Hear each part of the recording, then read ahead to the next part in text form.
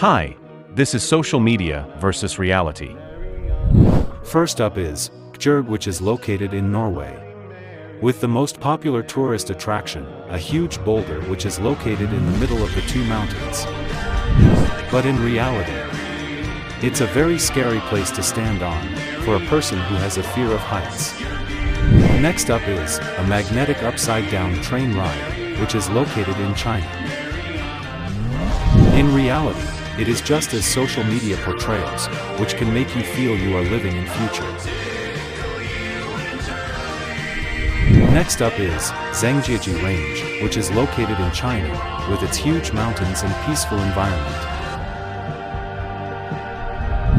In reality, it is a place where you can find beautiful and peaceful valleys and surroundings.